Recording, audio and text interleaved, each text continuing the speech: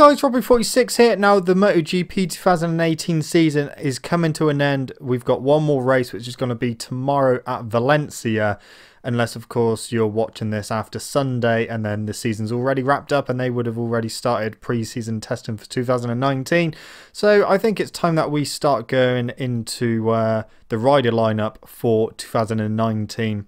Now we're going to start with a team which are no longer going to be in the MotoGP category, and that is the Marc VDS team. They haven't really had a lot of success in the MotoGP category, and yeah, there's been some troubles within the team this season, and yeah, it's just not gone well for them. So they are no longer going to be in the MotoGP category at all. And now we're going to go with riders which are no longer going to be in MotoGP next season. So we're going to start off with one of the big ones, which is Dani Pedrosa. He has chosen to retire from racing. However, he is going to be KTM's test rider for next year. So yeah, Dani Pedrosa seems to always be a bridesmaid in MotoGP, never a bride. He's been in it a long time, had a long stint with Repsol Honda, but now he has decided that it's time to stop racing for him. But yeah, he will still be riding a motorbike in some shape or form as a test rider for KTM next season. Speaking of test riders, Bradley Smith will no longer be a full-time racer in MotoGP. He is going to be a Aprilia's test rider. However, he will still get some wildcards in 2019, so he will still get to do some racing. And he will also be racing in the Moto E category, a brand new electric bike category in MotoGP. He will be doing all the rounds in that. He is signed with the Sepang International Circuit team for Moto E. Also sticking with Moto E, Javier Simeon, he is moving across from MotoGP to Moto E as well. Currently riding for Aventia Ducati. He's sticking with Aventia, but he will be riding for them in Moto E next season. Thomas Luthi, he's had one shot at MotoGP. That was this year with Marc VDS Honda. He hasn't really gelled well with the bike at all and not really got on well with it. He's decided he's going to move back down to Moto 2 next year, and that is going to be with the Dynavolt team. Alvaro Bautista, he is leaving the MotoGP paddock altogether. He is making the switch to World Superbikes, and he's going to be Chaz Davis's teammate at the Aruba.it Ducati team, and he will be aboard the brand new Ducati V4, which looks like an absolute weapon. So he's made the switch from MotoGP to World Superbikes. And sticking with the Superbike theme, Scott Redding, he is ending his time in MotoGP for now anyway. He is moving to British Superbikes, and he is going to be part of the Be Wiser PBM Ducati team. Again, he is going to be aboard the brand new Ducati V4, and he is going to be teammates to Josh Brooks.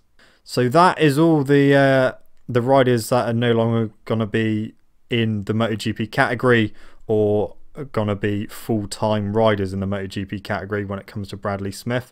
So let's go to the riders which will line up on the grid next year. And we're going to start with the teams that there hasn't been any change whatsoever. They're keeping their riders.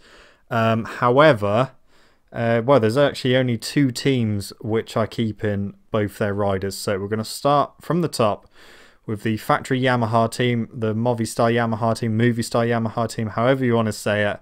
They're keeping both their riders, so Valentino Rossi and Maverick Vinales. Yamaha had a really tough season in 2018, so they really need to pull out all the stops for 2019 to try and make another title bid and get more towards the pointy end in every round.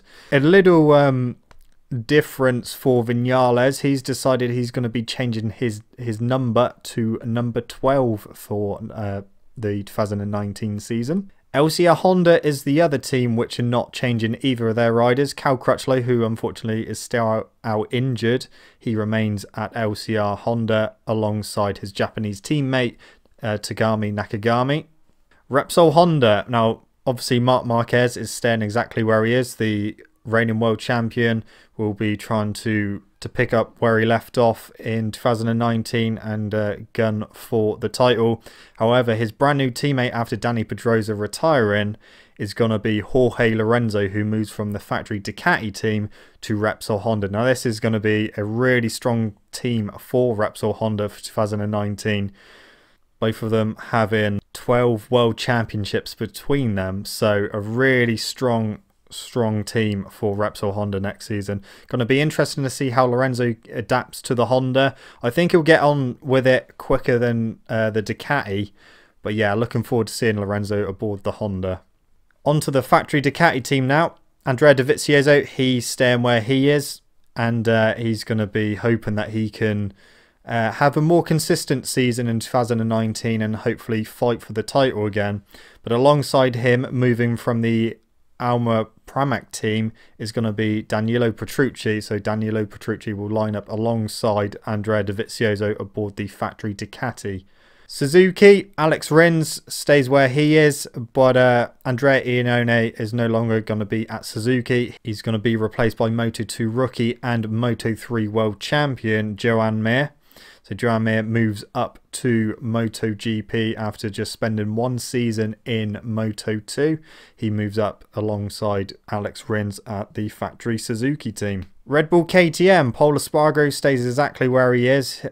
He'll be trying to develop the bike to get it to a higher standard for 2019. But alongside him, coming from Tectoy Yamaha in 2018, over to Red Bull KTM in 2019 is Johann Zarco, the Frenchman, moving across from Yamaha, a satellite Yamaha, to a factory KTM. It's going to be interesting to see how he gets on with that, because at the moment it's not quite up there with the current bike he's on. So yeah, KTM, they've got a lot of work to do, but I think Zarco will eventually get up to speed on that bike. On to Aprilia. Alicia Spargaro is staying where he is. Again, the Spaniard will be trying to develop the Aprilia to get it to a higher standard of where it is at the moment. Aprilia have been quite disappointing since they've been in MotoGP. They haven't really made the progress we thought they were going to make, especially when you look at the likes of KTM, which are coming on leaps and bounds. But Alicia, he is staying with Aprilia for another season, and alongside him, coming from the factory Suzuki team in 2018 to the Aprilia team in 2019, is Andrea Iannone. Pretty much looks like it's going to be the last throw of the dice for Iannone in MotoGP. It is a shame because he is a really quick rider on his day, but yeah, it's going to be interesting to see how he gets on with the Aprilia, because if he doesn't like it, I don't think he's really gonna push too hard, and I can see him kind of losing his patience with Aprilia as well. Pramac Ducati, Jack Miller is staying where he is. Obviously, you got Danilo Petrucci moving over to the factory team. So coming up from Moto2 is the reigning Moto2 world champion Francesco Bagnaia.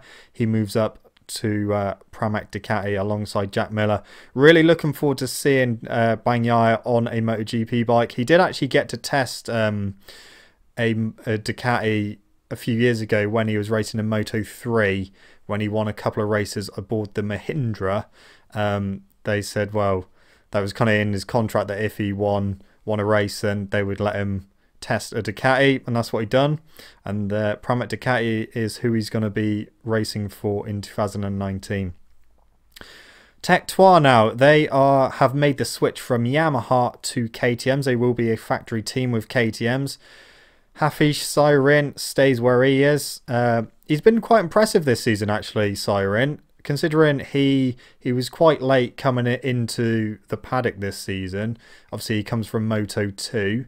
Replacing Jonas Folger. Didn't get to do much testing at all, pretty much missed most of pre-season testing, but he's done well this season as Syrin, which is why Tech 3 has decided to keep him. But his new teammate after Johann Zarco's moved to the full factory Red Bull KTM team, Miguel Oliveira, moving up from Moto2. The runner-up is moving up, the Portuguese rider. It's going to be good to see how he gets on aboard a MotoGP machine. Really impressive rider. So yeah, looking forward to seeing how he goes. Avintia Ducati, Tito Rabat is staying where he is. I know that Tito has been out for quite a few rounds now after having a nasty crash at Silverstone, and hasn't really been back since. He will try to do pre-season testing after the Valencian race, but yeah, he's staying where he is. And Carol Abraham has made the switch from the Angel Nieto Ducati team over to Avintia Ducati. So Abraham staying aboard a Ducati, but just within a different team. Now, I haven't really mentioned the Angel Nieto Ducati team because they're no longer going to be on the grid, because they have been replaced by the Sepang International Circuit Petronas Yamaha team.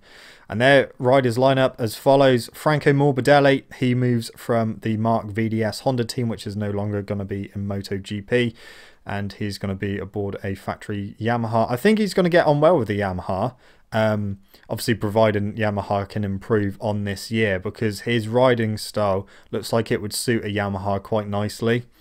And coming up from Moto2 as well will be the young Frenchman of Fabio Quartararo.